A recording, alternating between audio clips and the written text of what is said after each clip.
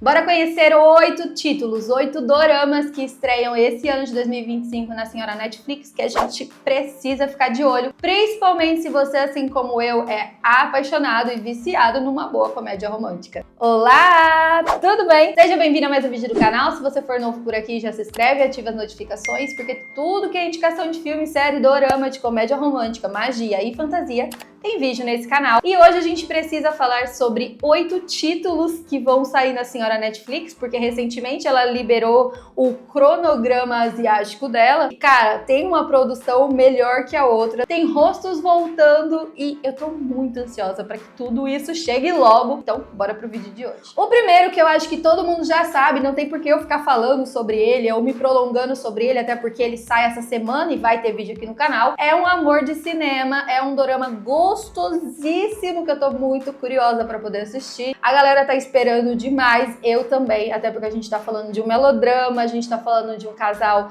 que vai se conhecer, vai passar um tempo distante, vai se reencontrar, vai ter o lance do amor e ódio, do porquê que a gente se separou, o que aconteceu com a nossa vida, por que tu me deixou.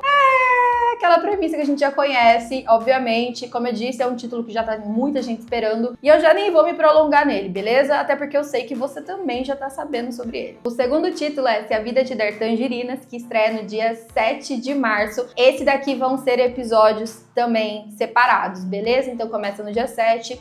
E aí a gente tem episódios na semana, como já vem acontecendo com os lançamentos da senhora Netflix, e eu acredito que os próximos títulos que eu vou comentar aqui também vão ser dessa maneira. Nessa história a gente tem um casal que se conhece desde pequeno e ambos cresceram numa ilhazinha. A gente tá falando de um rapaz que ele não é muito bom com as palavras, então ele normalmente expressa o que ele sente através de gestos e tudo mais. E de uma mulher que já é muito boa com as palavras, até porque o sonho dela é ser poetisa, e ela não se contenta em viver naquela determinada ilha. É uma história onde claramente o cara é apaixonado por ela há muito tempo. Eles sempre vão ter desencontros da vida, vai ter um momento em que ele vai prestar, ele vai ser voluntário, né, da guerra e tudo mais, enfim. Eles sofrem bastante para poder ter de fato esse relacionamento, mas como eles cresceram juntos numa vilazinha onde todo mundo se conhece, todo mundo fala que eles têm que se casar desde criança, sabe? Então sabe, um lance de uma friend zone. Então a gente vai ter um sofrimento nessa história, a gente vai passar um ódio nessa história, mas provavelmente a gente também vai suspirar de amores. Sabe aquela protagonista que ela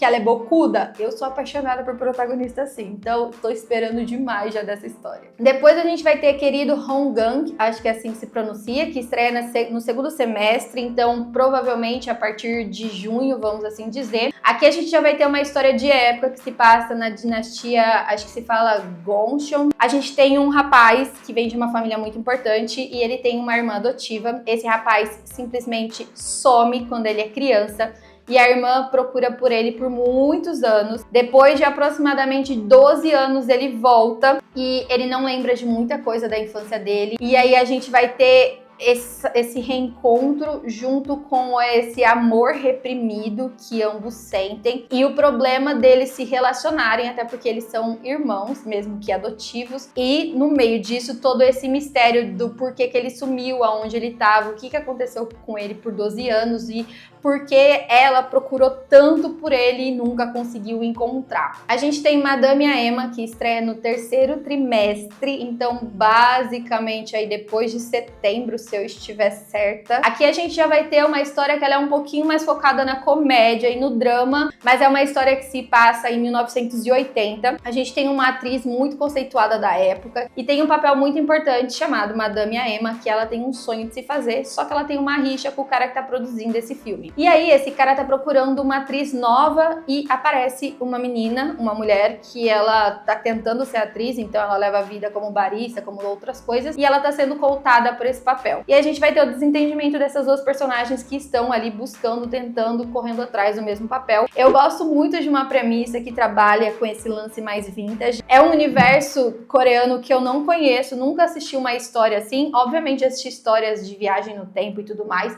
mas nunca uma história toda toda ambientada nessa época, então eu tô muito curiosa para poder assistir. A próxima é Eu, Você e Toda a Minha Vida, que também sai no terceiro trimestre. Nessa história nós vamos conhecer duas mulheres que são amigas e rivais ao mesmo tempo desde a época do colegial.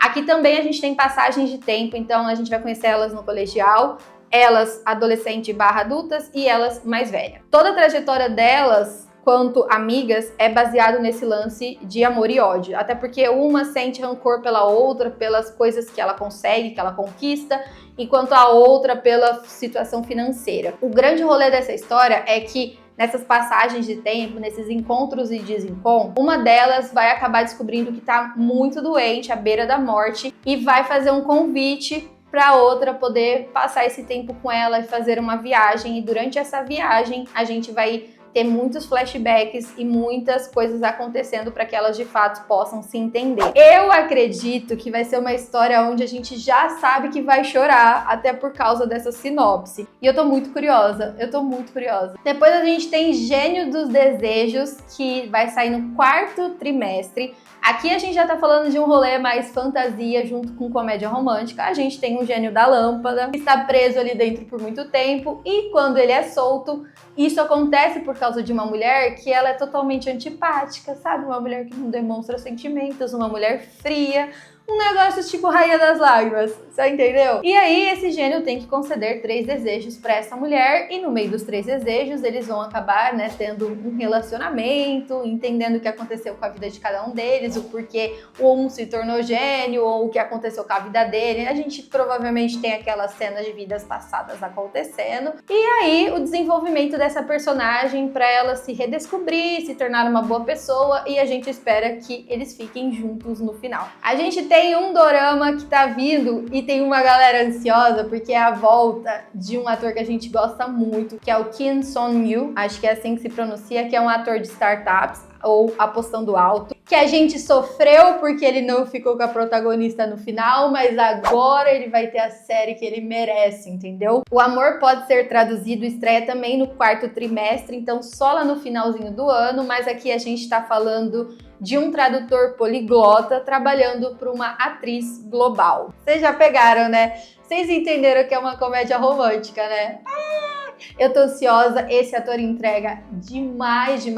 Então se você inclusive não assistiu Apostando Alto, que tá na Netflix também, aproveita para ir assistindo nesse meio tempo, que eu tenho certeza que tu vai pegar uma afeição tão grande por ele, que aí você vai entender o porquê que eu tô ansiosa por essa estreia, sabe? E óbvio, como a gente tá falando de uma comédia romântica, a gente vai ter um casal que vai se desentender no começo, vai precisar trabalhar junto, basicamente uma história de CEO aí, num universo paralelo diferente, e aí a gente vai ter o relacionamento dos dois acontecendo, desencontros, encontros, pessoas tentando atrapalhar esse casal, obviamente com personagens secundários. É basicamente uma estrutura de comédia romântica que a gente já conhece em outros diversos cenários, mas com a escolha de um elenco que faz com que ela seja muito aguardada e muito boa, então eu tô bem ansiosa. Por último, mais ou menos importante, Cacheiro, que também estreia no quarto semestre, e aqui a gente tem um rolê da fantasia.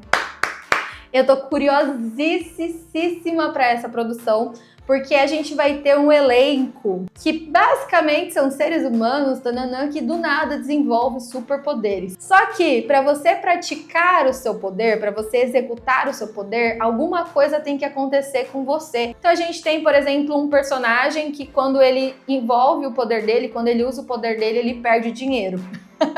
A gente vai ter uma outra personagem que para usar o poder dela, ela precisa comer guloseimas para poder acontecer. Junto com isso, a gente vai ter um grupo de super-heróis que estão tentando combater determinada função. É uma fantasia com comédia que eu tenho certeza que vai ser bom, obviamente pontinhos também de romance acontecendo. Cacheiro é o mais diferente desses cenários que eu comentei com vocês. Eu acredito que bastante efeitos especiais, espero muito que o CGI seja bom, e claro que tem muitos outros lançamentos da senhora Netflix desse universo asiático. Aqui foram só os que eu acredito que tenham a ver com a proposta do que eu gosto de assistir e com a proposta do canal, mas tem muitos outros saindo por aí.